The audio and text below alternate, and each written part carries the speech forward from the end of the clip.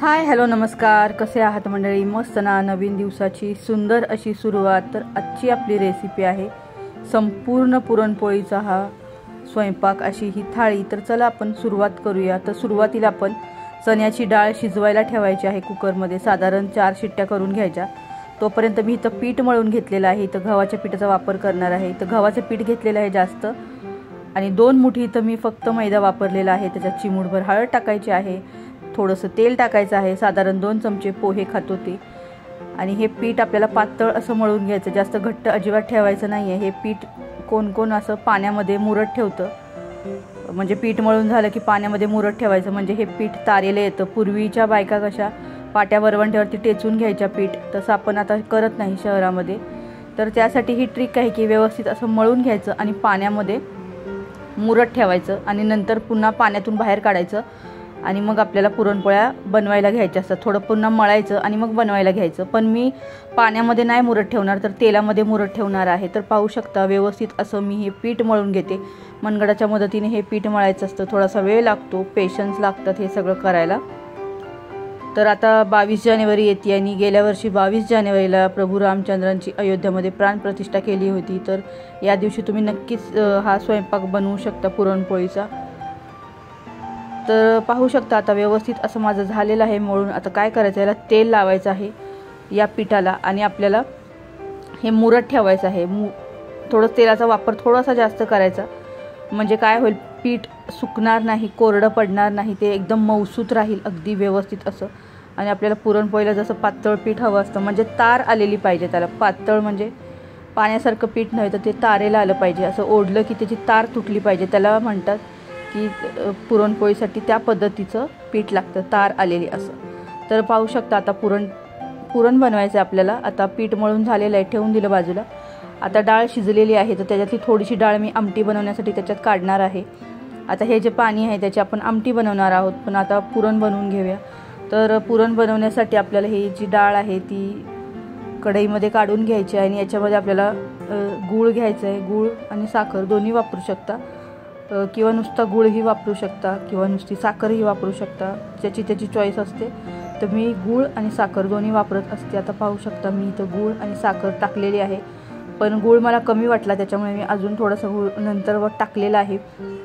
गुळाची पावडर किंवा पूड जर टाकली तर जास्त बेटर. किंवा मग आता हे व्यवस्थित असं मिक्स झालं पाहिजे, तोपर्यंत आपल्याला शिजवायचं आहे. आता पुरण शिजलं हे कसं ओळखायचं, साधी ट्रिक आहे. आपलं उलटना चमचा जे काय आहे ते असं भांड्यामध्ये उभं राहिलं की समजायचं आपलं पुरण झालेलं आहे. आता हे पातळ दिसतंय तुम्हाला, तर जेव्हा होईल ना तर ते चमचा उभा केला तर तो चमचा उभा राहतो, बघू शकता, बघा राहिला. आता इथं भजी बनवते. कांदे 2 कट करून घेतलेले आहेत, आणि त्याच्यामध्ये मीठ टाकून ठेवलेलं आहे. हिरवी मिरची, लसूण आणि जिरं हे ठेचून घ्यायचं आहे. आता ठेचताना थोडीशी काळजी घ्यायची, डोळ्यात वगैरे उडू शकतं, त्याची मला खूप जास्त भीती वाटते हे ठेचताना. तर ठेचून घ्यायचं. आणि आता एका साईडला आपण जे कांदा कट करून घेतलेलं त्याच्यामध्ये मीठ टाकलेलं आहे. त्याच्यामुळे काय होतं, कांदा मऊ पडतो, आणि आपले भजी जे आहेत ना जेव्हा आपण बनवू ना तेव्हा छान लागतात.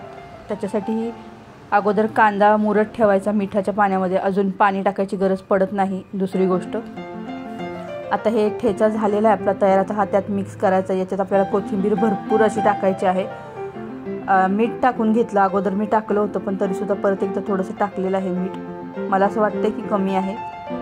आणि कांदा टाकला, कोथिंबीर टाकली, कांद्यामध्ये मीठ टाकलं, कोथिंबीर टाकली.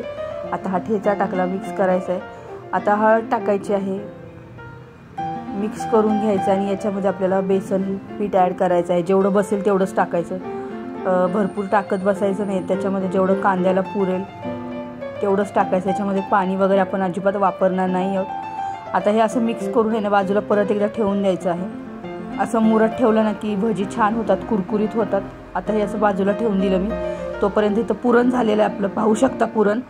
आता हे वाटून घ्यायचं आपल्याला, म्हणजे डाळ आपण परतून घेतलेली आहे. आता इथं पुरणाची जी चाळण आहे त्याच्यामध्ये आपण हे पुरण करणार आहोत. असं ग्लासाने किंवा वाटीने असं मळून घ्यायचं, किंवा असं घासून घ्यायचं, ते पुरण खाली पडत राहतं. तर हे लवकर होतं ही प्रोसेस. माझ्याकडे पुरण वाटायचं भांडंसुद्धा आहे, पण मी काय ते वापरत नाही. आता आमटीसाठी बघा, खोबरं, लसूण, कोथिंबीर आणि जिरं हे मिक्सरमध्ये वाटून घ्यायचं आहे. एवढंच वाटणामध्ये मी टाकत असते आमटीच्या, बाकी याच्या व्यतिरिक्त दुसरं काहीही टाकायचं नाही आहे. चवीला अप्रतिम होते. तर नक्की तुम्ही या पद्धतीने आमटी नक्कीच करा बघा. आता आपण आमटीची फोडणी देऊया. सुरुवातीला कढीपत्ता टाकून घेतला आणि जे वाटण केलेलं आहे ते याच्यात टाकायचं आणि परतून घ्यायचं व्यवस्थित असं.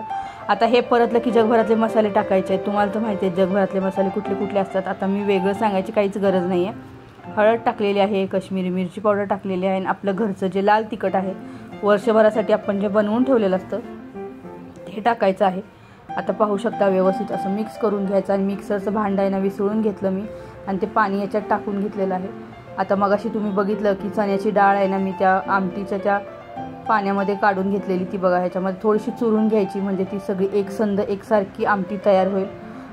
जास्त पातळ होणार नाही, थोडीशी घट्ट पण होईल. तर मीठ टाकलं.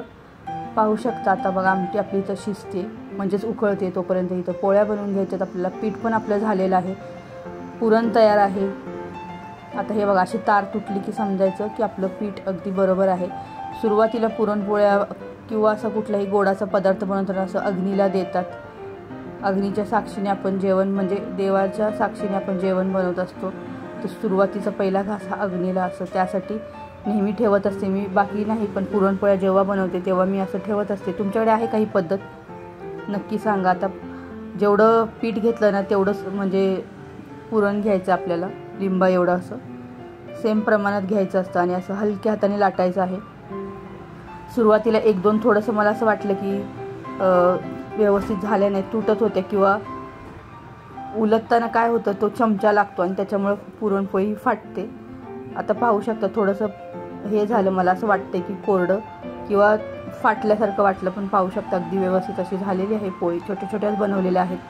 मी कधी छोट्या बनवते कधी मोठ्या बनवते, माझ्या मनावर असतं किंवा मूडवर असतं. तवा आता आपला खूप मोठा आहे ना डोशाचा, त्याच्यामुळे तुम्हाला असं दिसतंय छोट्या छोट्या बनवल्या. आता बघा ही दुसरी पोळीसुद्धा अशी बनवून घेतली. तर अशा सर्व पोळ्या मी बनवून घेतल्या, पण ते काय होतं उलातनं थोडंसं टोकदार आहे आणि त्याच्यामुळे ते त्याला टच होतं आणि ते फुटतं. तर या पद्धतीने मी अशा सर्व पुरणपोळ्या बनवून घेतलेल्या आहेत. तर आता सणवार येत आहेत, आता होळीसुद्धा येते. तर नवशिके जर असतील किंवा कोणाला येत नसेल तर नक्कीच या पद्धतीने ट्राय केला तर नक्कीच होईल. किंवा इथं पोळपाटाला आपण रुमालसुद्धा बांधू शकतो, त्याच्याने सुद्धा होतं. पाहू शकता अगदी टम्माशी फुगलेली आहे. सुरुवातीला नाही झालं पण नंतर पाहू शकता अगदी व्यवस्थित अशा झालेल्या आहेत पुरणपोळ्या. तर आमच्याकडे पुरणपोळ्या प्रचंड आवडतात. प्रांजलला तर खूप जास्त आवडतात.